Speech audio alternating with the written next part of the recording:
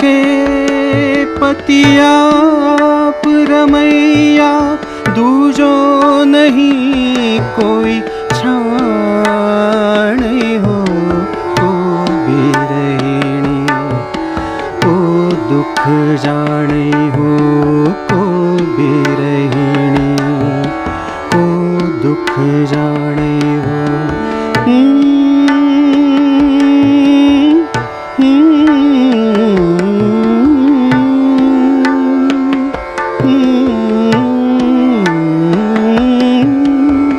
रोगी अंतर वैद बसत है, रोगी अंतर वैद बसत है, वैद ही औखद जाने हो।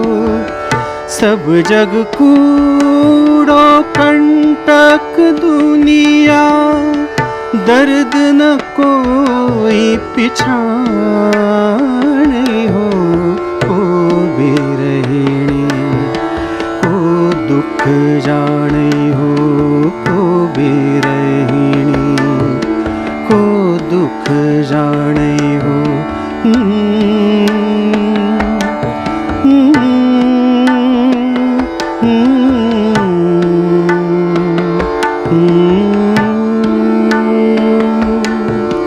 जाघट बिरहा सोई नथी है, जाघट बिरहा सोई नथी है। कई कोई हरिजन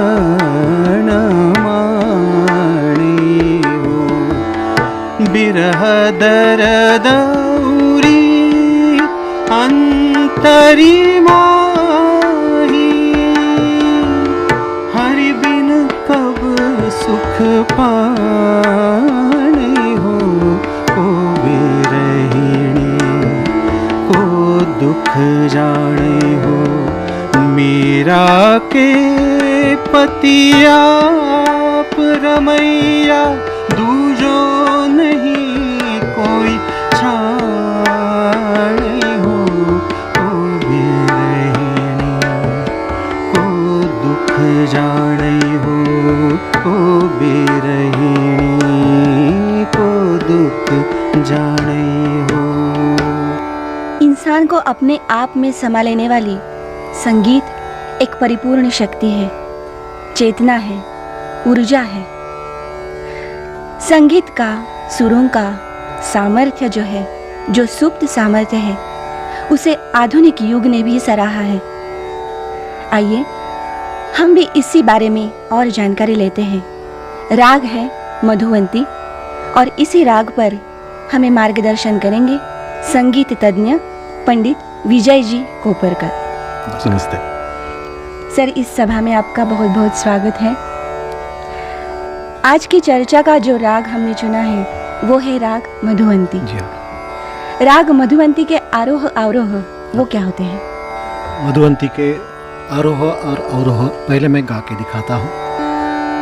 नि सा गा मा पा पा नि सा सा नि दा पा मा गा रे सा। अभी जो मैंने आरोह अवरोह खाली गा के दिखाए हैं, उसमें राग का पूरा स्वरूप तो आता नहीं है जी। उसको हम राग के रागांग बोलते हैं जी। कि उसके जो इम्पोर्टेंट फ्रेजेस है तो उसमें पकड़ बोलते हैं जी। तो वो जो है वो मैं आपको गा के दिखाता हूँ। जी। रे नि सा गा मा गा रे सा रे सा गा मा मा पा पा दा गा पा मा दा पा पा नि नि सा गा रे सा नि सा धा पा पद गा मा प पद नि द प ध प म ग रे सा रे सा। राग के जो प्रधान स्वर होते हैं, हाँ। जो आधारभूत सुर या। होते हैं, वादी संवादी जिन्हें हम जी कहते हाँ, हैं, जी हाँ। वो क्या है? इस मधुवंती राग में जो प्रमुख सुर है वो है पंचम, जी। जिन्हें प बोलते हैं, और षड्ज, वादी संवादी पंचम और षड्ज है। जी और उसके अलावा ऋषभ भी उसका बहुत भारी है, जी। इम्पोर्टेंट है जी कि उसे उसके ऋषभ पे हम न्यास कर सकते हैं, जी। वहाँ ठहर सकते हैं, जी। और वो राग का स्वरूप अच्छी तरह से दिखाता है। जी। तो पंचम, ऊपर का षड्ज और ऋषभ, ये अच्छा। तीन सुर इसमें प्रधान महत्वपूर्ण है। और अच्छा। वादी संवादी तो पंचम और षड्ज है। जी जी। पहले जब मुकुंद जी इन्होंने मीरा जी का भजन सुनाया, जी हाँ, अभी आपने जो विस्तार हमें गा के सुनाया, हाँ। उन सुरों से ऐसा प्रतीत होता है कि मानो इस राग का जो स्वभाव है हाँ। बहुत ही उदात्त है, गंभीर है। हाँ, हाँ। क्या भाव है असल में इसका? जैसे उसके शब्द है, जी उसी में से ही वो उसका भाव प्रकट होता है। जी बंदिश के जो शब्द हाँ, और मेरे हिसाब से तो पंचम तक ये करुण रस है, अच्छा और उसके पंचम से षड्ज तक उत्तरांग जो है जी। उसमें आनंद रस है। अच्छा हाँ, तो इसमें दोनों का मिलाप है।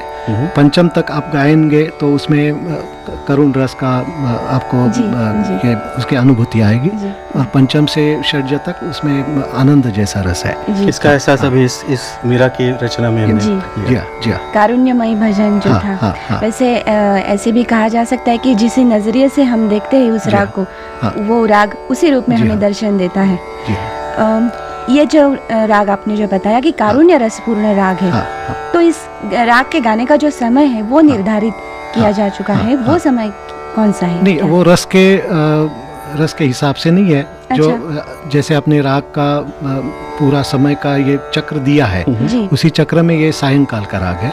अच्छा सायंकाल के 4-5 बजे के आसपास, यानी अच्छा। भीमपलास मुल्तानी, उसके आसपास ये गा सकते हैं। दोपहर और शाम के बीच। जी हाँ, जी हाँ। उसी प्रहर में हाँ, ये हाँ, राग हाँ। गाते हैं। जी अभी आपने जो राग का व्याकरण हमें समझाया, हाँ, हाँ, उसका पूरा दर्शन हाँ। जिस बंदिश में होता है, जी हाँ, वो बंदिश आपसे हम सुनना चाहेंगे। जी हाँ, बिल्कुल। मैं एक जपताल में, मध्यलय जपताल में एक बंदिश आपको सुनाता हूँ। जी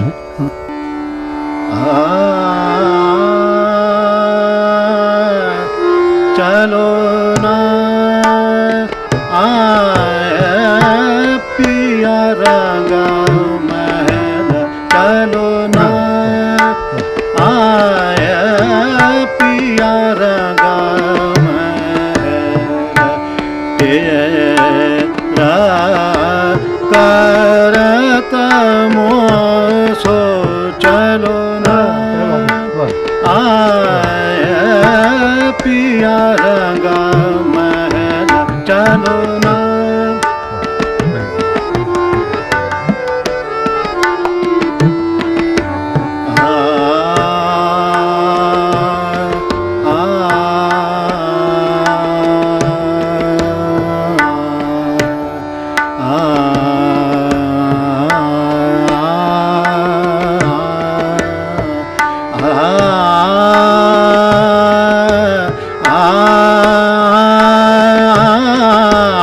चलो ना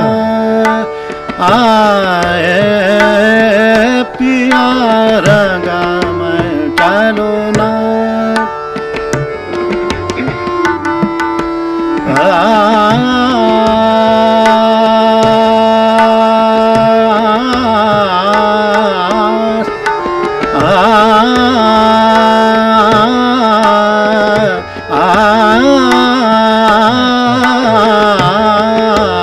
चलो ना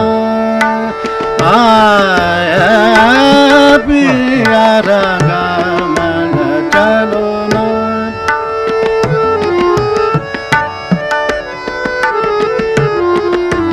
पिया तो पे जन्म जन्म, पिया तो पे जन्म जन्म, पिया तो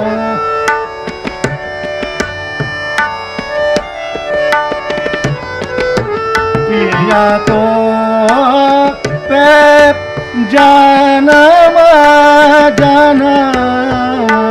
वारो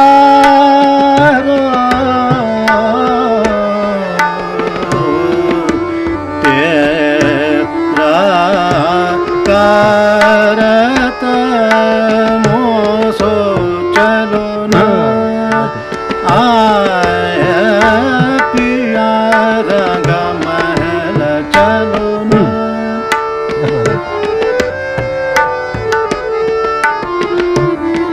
चलो ना पिया मोरे रंग महल में चलो ना चलो ना पिया रंग महल चलो ना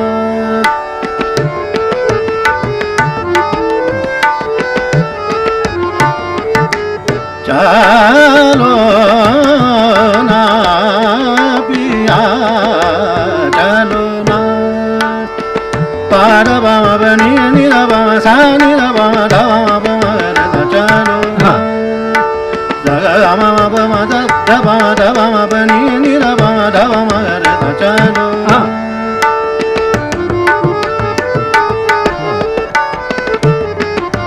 पिया तो पे जानम पिया तो पे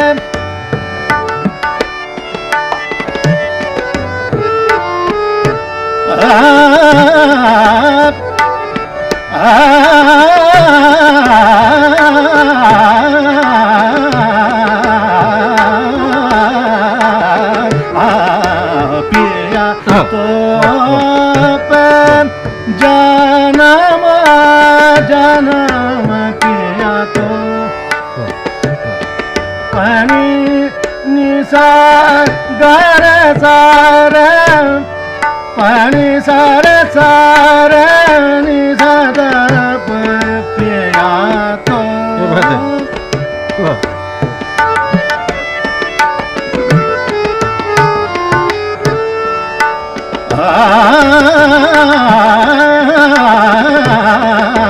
पिया तो पे जानम बारो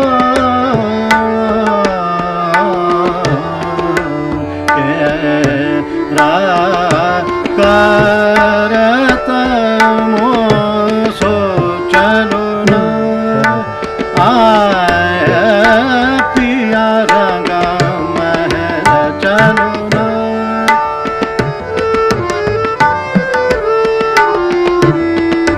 चलो ना आय पिया रंग महल चलो ना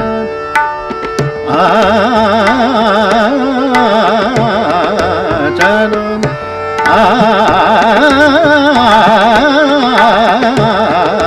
चलो ना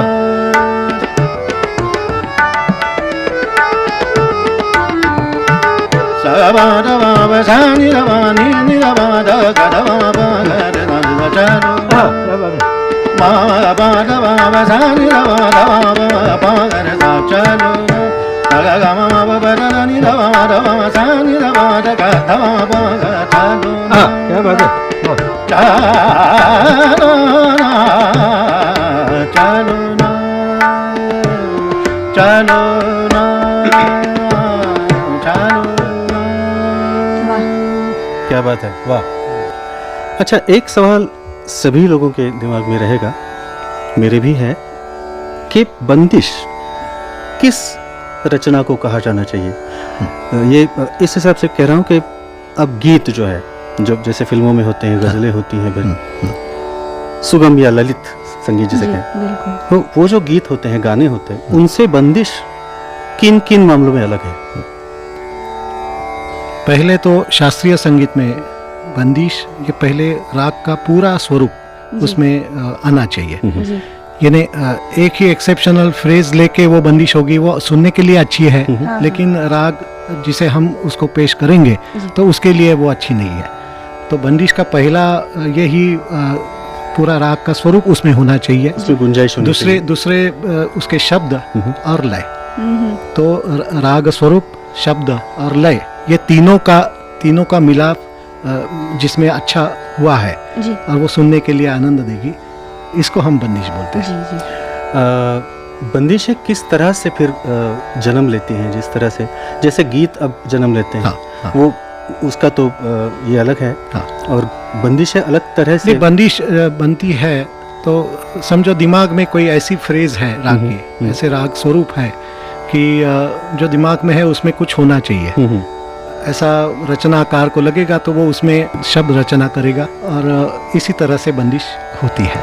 कभी ये होता है कि बंदिश एक ही इंसान ने रची, ऐसा नहीं, लेकिन कोई दो जी हाँ, लोगों ने जी हाँ। मिलकर रची थी। मैं एक आपको उदाहरण देता हूँ कि मेरे गुरुजी डॉक्टर वसंतराव देशपांडे और कुमार जी, ये दोनों ने मिलके ये स्थाई जो है वो डॉक्टर वसंतराव देशपांडे जी ने उन्होंने बनाई है, और अंतरा जो है वो कुमार जी ने बनाया है।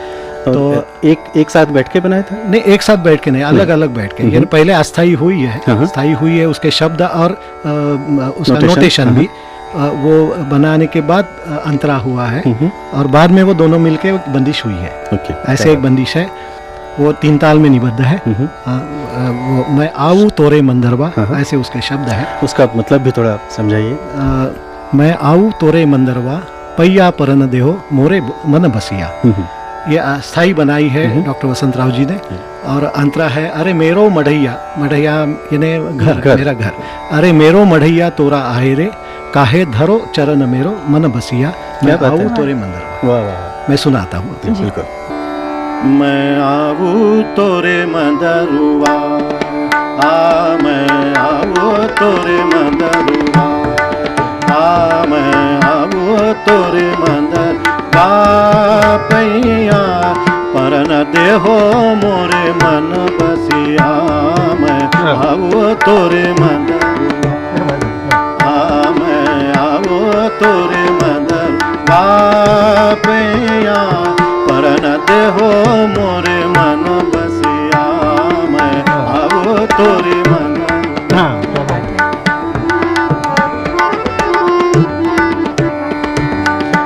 अरे मेरो मढ़ैया तोरा आहे रे, अरे मेरो मढ़ैया तोरा आहे रे, अरे मेरो मढ़ैया तोरा आहे रे, काहे धरो चरण मेरो मन बसिया, मैं आओ तोरे मंदरुआ, मैं आओ तोरे मंदरुआ पैया परन देहो मोरे मन बसिया, मैं आओ तोरे मंदर, आओ तोरे मंदर, आओ तोरे मंदरुआ। वाह वाह। इसमें ललित संगीत का जो विषय हुआ, स्वभाव या इसका जो भाव है, मूल भाव, तो ये वजह है शायद, ये जो बहुत ही लोकप्रिय गज़ल, फिल्मी गज़ल है, सब लोग जानते हैं, मदन मोहन ने बनाई हुई, नक्शलाल पुरी ने जिसे लिखा था, इसमें ज़्यादातर पूर्वांग में ही इसको बनाया गया है। अंतरा खैर ऊपर जाता है, लेकिन इसलिए शायद इसमें करुणता आती है। रस्मे उल्फत को निभाए तो निभाए कैसे,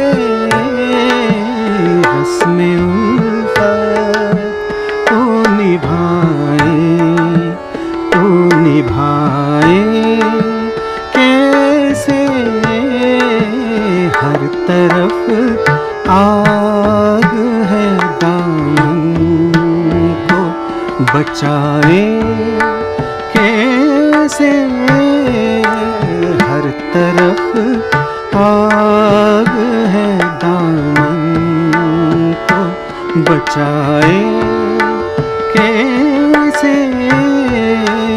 रस्मे उल्फत को निभाए।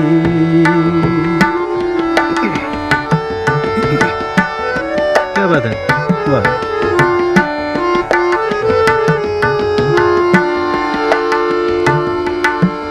दर्द में डूबे हुए नग में हजारों हैं, दर्द में डूबे हुए नगमे हजारों हैं, मगर साज दिल टूट गया हो तो सुनाए कैसे, साज दिल टूट गया हो तो सुनाए कैसे, रस्म उल्फत को निभाए।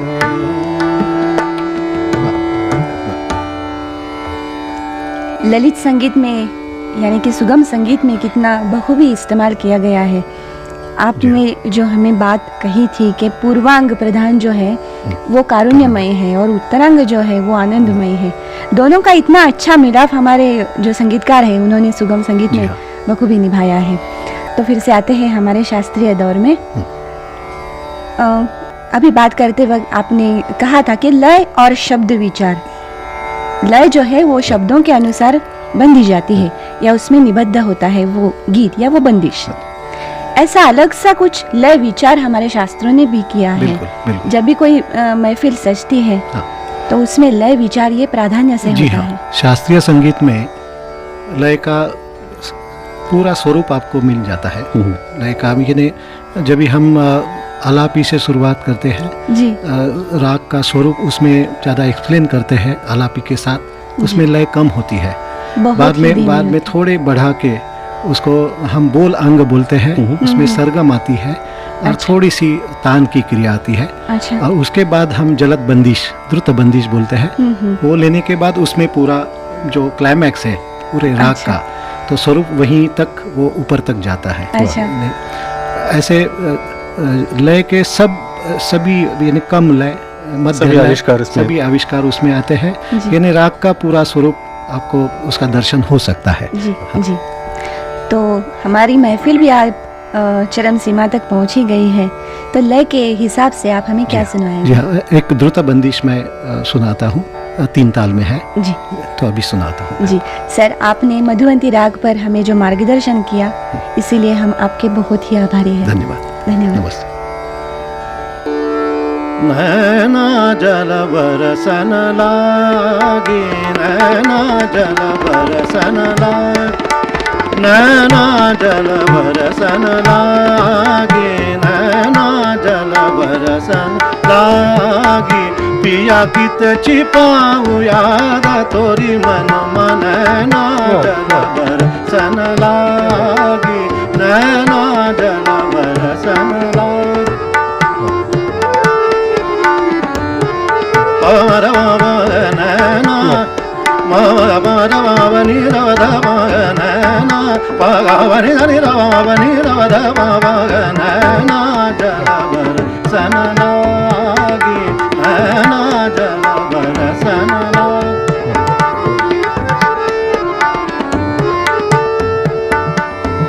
पिया ये मैं दुख कासे कहूँ, पिया ये मैं दुख कासे कहूँ, बिरह मन दीन बीत जात, नैना जल बरसन लागी, नैना जल बरसन लागी, नैना जल बरसन लागी।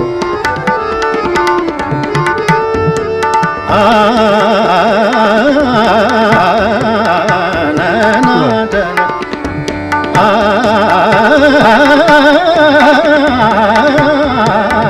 नैना जल बरसन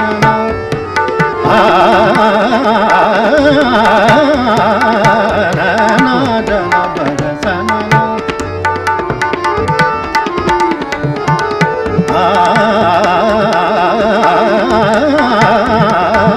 नैना जल बरसन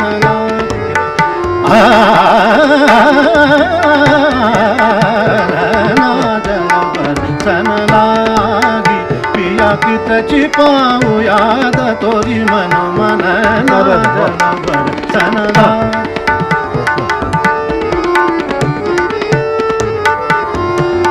पिया ये मधुक कासे कहूँ पिया ये मधुक कासे कहूँ पिया ये मधुक पर आ